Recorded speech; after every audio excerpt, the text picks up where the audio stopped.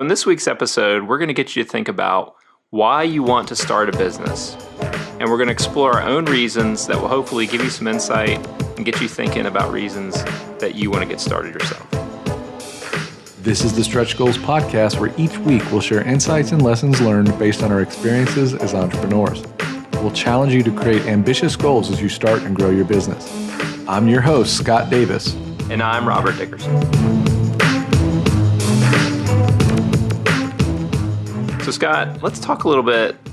I wanted to dive into three different questions that I think will answer this overall big question is, why do you want to start a business? And I was thinking for each one, we can give some insights on why we started our own business, and that will be helpful and, some feedback to the listeners as to how this could help them in their business. So the first one I want to talk about is why do you want to start your business? And this one's really important because you might have a great idea. You might be tired of the corporate world. You might want to be your own boss. Not all of those are great reasons sometimes to start your own business, right?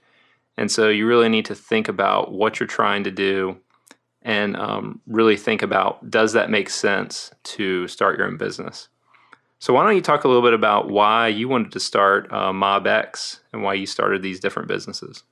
Sure. So these are all great questions, by the way. I think they're all questions that everyone asks themselves as they're going down this path. For me personally, at a certain point, there was definitely a part of me that was like, hey, I don't want to be in the corporate world anymore. Or, I want to be my own boss. I mean, I had all those thoughts, just like everybody has. But for me, what it really boiled down to is trying to create products that I could influence. When you're in the corporate world, a lot of times you've got bosses or multiple layers of bosses above you. And when it comes to ideation and applying your vision to a product, it's often not your vision. It's often not your ideas. And that could be both good and bad, because if you're not experienced, obviously that's a protection mechanism. It keeps you from doing the wrong things. But when you are experienced or you are passionate, a certain aspect of your creativity and product drive gets killed by that corporate mentality. So for me personally, it was mostly about that. I wanted to create products that I knew how to develop, through my own experiences or through my own passion. And what the corporate world was not allowing me to do is, pursue those goals and pursue those opportunities. So that was the main primary reason why I started my first business and, my businesses since then. Yeah, I totally agree with that, because one of my main reasons was I wanted more control as well over everything, over the whole process. And I wanted more responsibility, right? Because it's one thing to listen to someone and just do it. But if you have a great idea, you got to get so many levels of approval to actually implement that idea. And it takes the steam out of it, and it takes the fun out of it. And it's nice to be your own boss, that you can push those things forward and really have the freedom to make a decision without getting all these approvals. And you can try new things and you can fail, right? In the corporate world, a lot of times the deadlines, the budgets are so tight that you don't have room to fail. That you don't have room to try things and without being looked negatively upon. And I think so much of entrepreneurship is trying things to see if they work, and a failure is not a bad thing, right? You want to fail quickly a lot of times, so you're not wasting a bunch of money.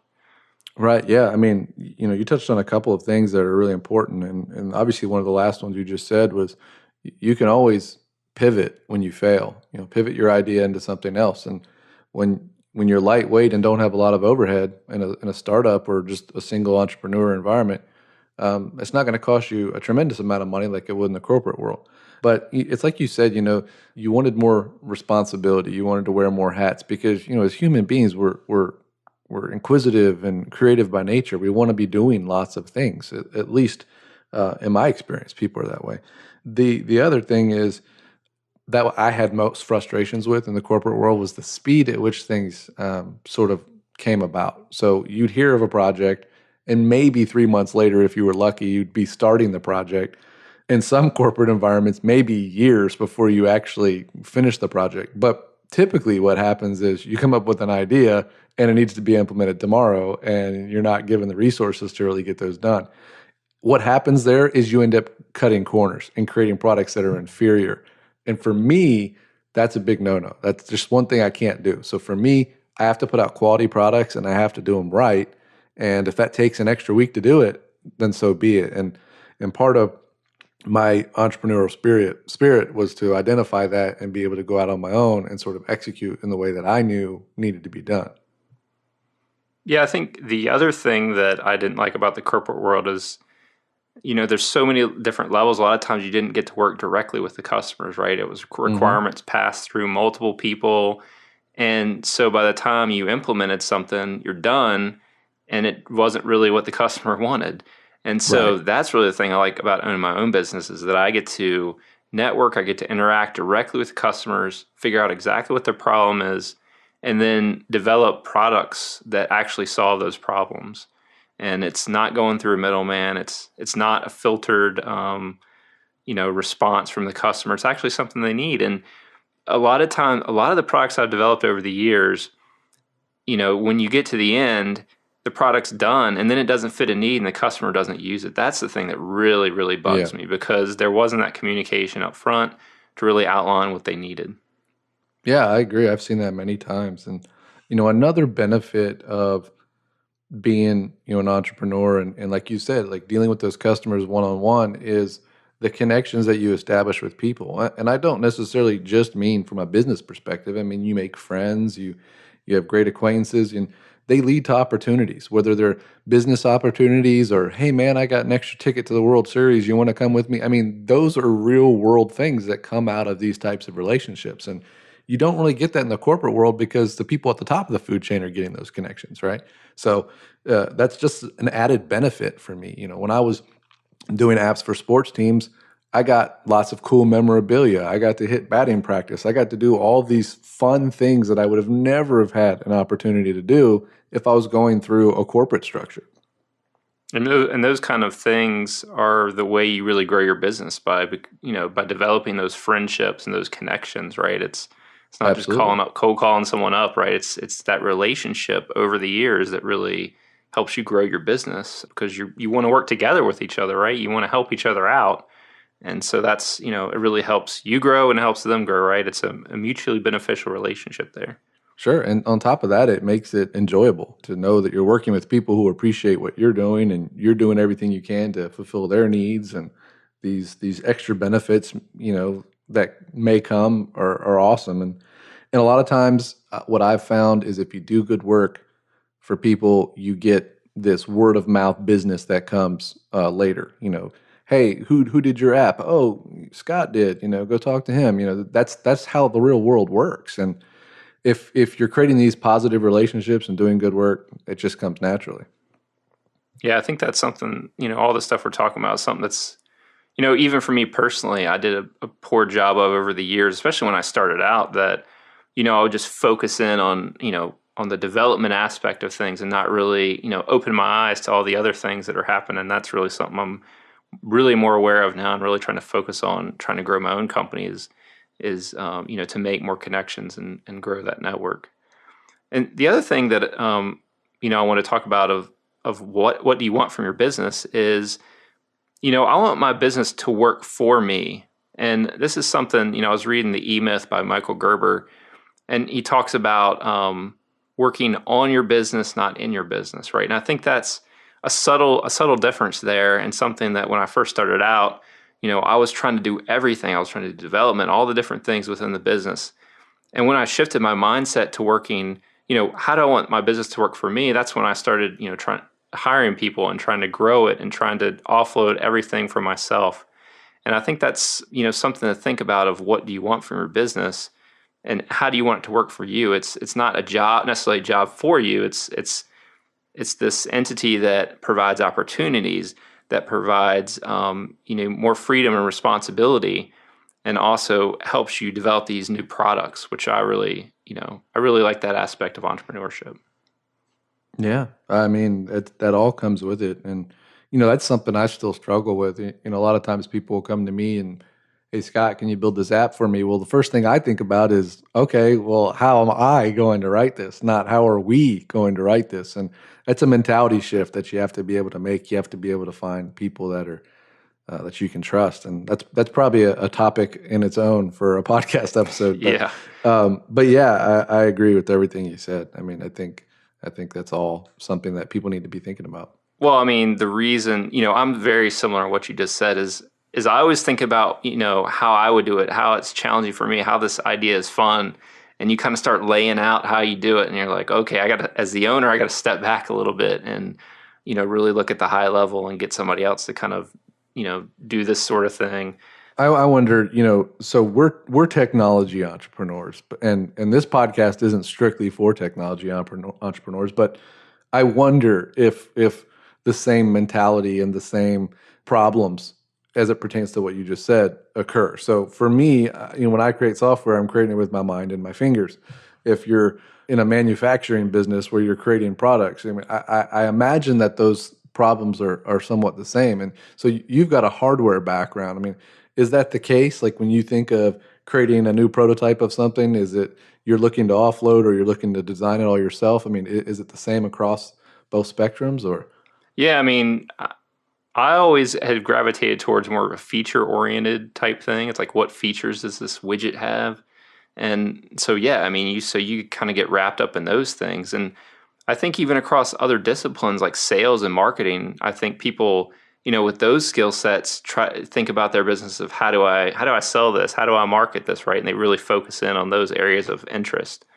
And so you kind of have to take a step back from, what your focus, what your passion is, and how you can use that in a manner that helps grow your business, but you're not doing that own thing, you're not doing that sole thing all the time. Right. So the second question we wanted to talk about is, are you passionate about this idea, about this business? And the reason that I want to talk about this is it really takes years and day after day work, sweat and grind to get your idea, to get your business going. And so I think that having that passion, that interest is a way that's going to keep you going even in the hardest days, when people are saying that your product is, crap, or they don't like it, or this idea is never going to work. You really have to have a passion for that area to be able to push through those hard days. And I know I listen to the Seeking Wisdom podcast a lot, and they really say, it's all about the hard work. There's no easy outs, right? You know what you need to do to get this done. And I agree with that, but I also think that with your passion, this journey as an entrepreneur and starting your business has to also be fun, and it's something that I enjoy doing every day. And if I didn't enjoy it, I wouldn't be doing it. Yeah, and that's for me why I couldn't do the corporate world anymore. I mean, just I don't know, just answering to somebody else and having them shape products that I don't believe in just don't make a lot of sense, right?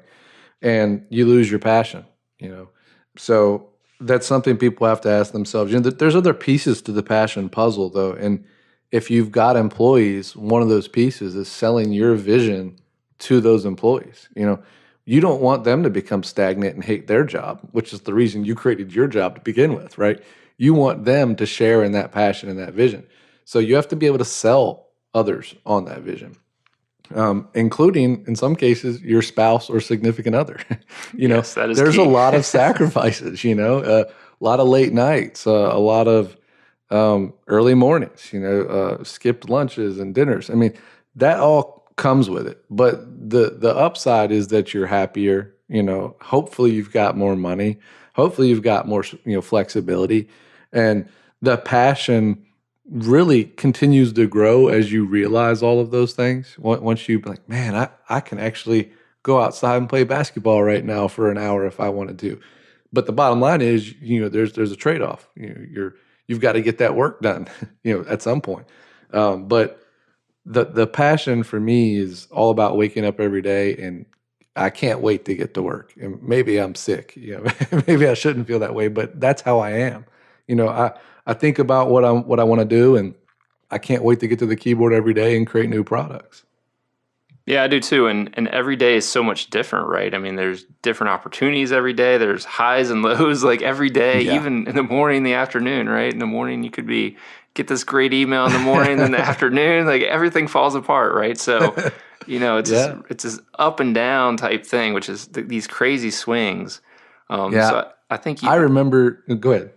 as I was just going to say, I think if you're not passionate about it, you're not going to be able to ride through those swings.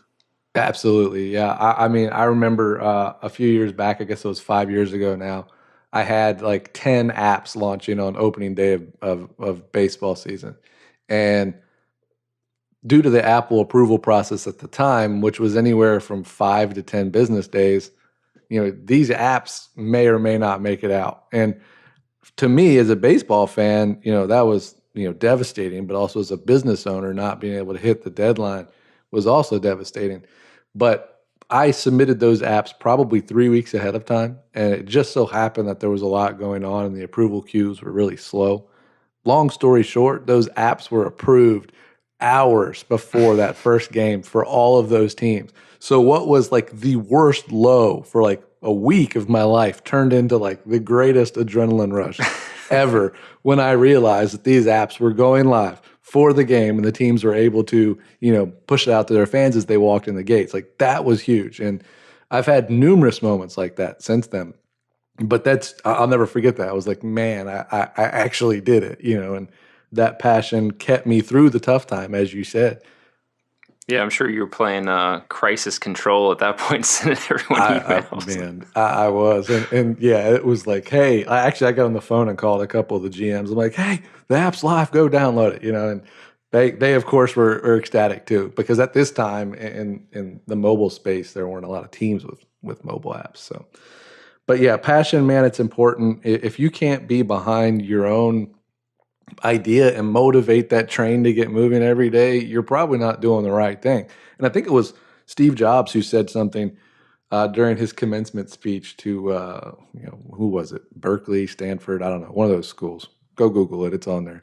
He said every day he would look himself in the mirror and ask himself, do I like what I'm doing? And if for too many days in a row that answer was no, he knew he needed to make some changes. And I think that's sort of something that you can kind of go with as an entrepreneur. If for 5 months you're answering no to that question, you're probably not doing the right thing, whether it's a product idea or just your business in general. I don't know, but that's something you need to ask yourself. Are you enjoying what you're doing, or is it rewarding, and what are you getting out of it? Yeah, I mean, I think that applies both to if you're in the corporate world and you want to start a Oh business, yeah, but also if you're already in a business pivoting to figure out what makes sense with your business. If you've taken the passion out of that idea, how do you then pivot to, put it in a place where you're more passionate about it, where you can continue to grow. sure. So the last question, we wanted to talk about is, do you have the experience, connections, and capital to get started? And this is a big one as to why you want to start your own business, because all three of these things, it really boils down to whether you're going to be successful or not. And I think the experience, if we just want to talk about that, I don't think you have to be experienced in every aspect of what you're trying to do.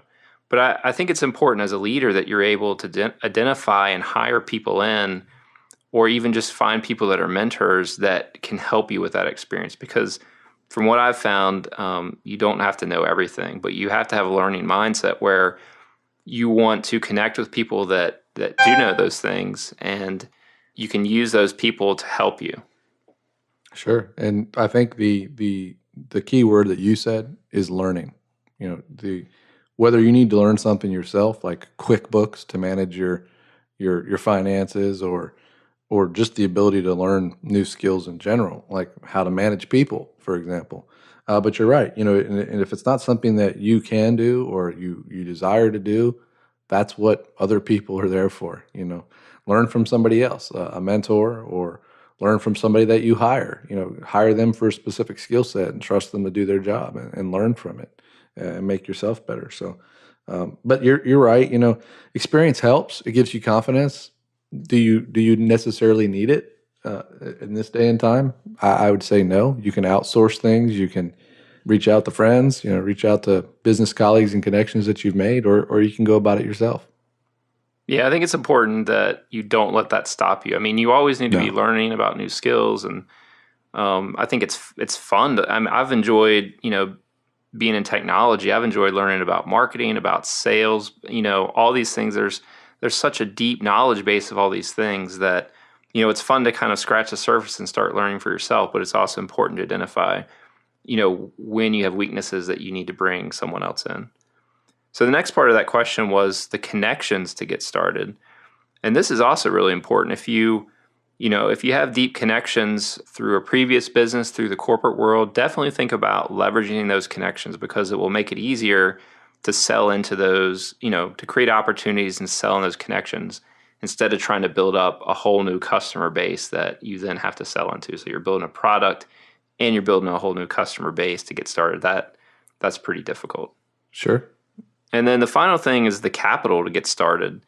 And this is always the hard part, right? Is how do you get started, and you might have saved money to get initially over the hump, but then how do you keep it going?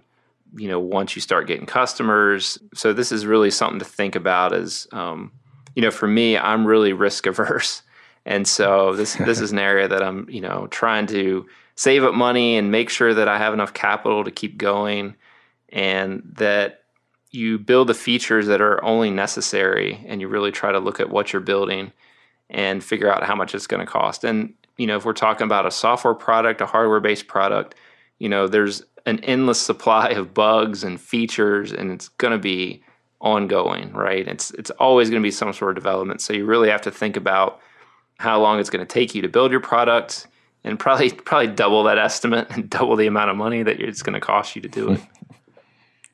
Yeah, and the thing is depending on what type of business you're doing will dictate your cash flows and how they operate. If you're a retail entrepreneur, you've got seasonal influx. If you're a software developer, depending on how you do your invoicing, you may get 50% up front, you may get 50% on completion, or maybe not. I don't know how you're gonna get your money, but there are cases where people don't pay in that scenario. Right now, as we speak, I have 5 months of unpaid invoices from my customers.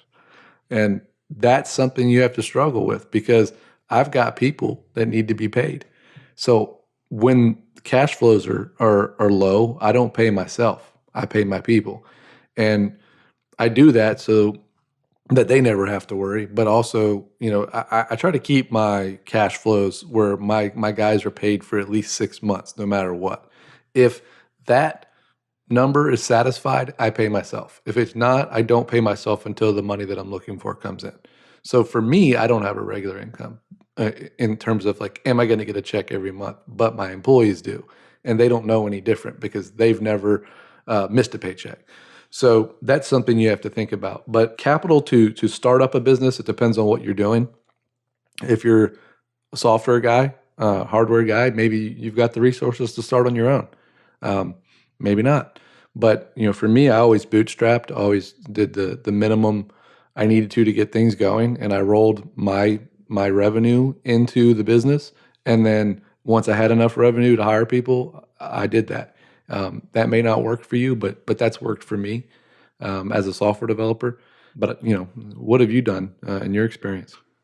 I mean, I've done the same thing as you've done, is where basically all the companies that I built, I bootstrap. So it starts as kind of a nights and weekends type business. Mm-hmm. Once I get customers onboarded, then I do the same thing, as I take that revenue and put it right back into the business. And with Sure. Map Out, I started myself kind of growing it, and then I started hiring people on. And Rob Walling on Startups for the Rest of Us talks about the stair step mentality, right? Is where when you're bootstrapping things like that, you need to start off kind of small, right? And that's what we did for my first business, GeoWake, and we sold it. And then I used the money from that to put into my next business, right? So then I had some more money up front to actually go hire developers and start Map out kind of on a better starting point, right? Where I could bring people on sooner instead of doing everything myself. So think about that too when you're starting a business, that, maybe to start out, you start out with a smaller idea and just kind of grow it. And as you get customers and as you start making revenue, you just keep pumping that back into the business. I think it's important what you said too, is that, the owner is not really getting this huge paycheck, right? You're pumping this money back into the business to keep it growing. And so, you really need to think about that too as you start your own business. It's a long run payoff, though. You're doing Yeah. that for a reason, for the hopes that it keeps generating cash. But yeah, it's a good point to be made. Yeah, I mean, you're building up this asset, right? You're continuously investing in this asset. I mean, and taxes is another thing too, right? Is that you don't want to take all this money because you're just going to pay a bunch of taxes, right? So you want to put it back into your business. It sounds counterintuitive, but you're basically delaying your taxes by growing your business by putting that money back into your business. Absolutely. So that's something I learned quickly when I was Tax writing big tips taxes. from Rob. That's a great point.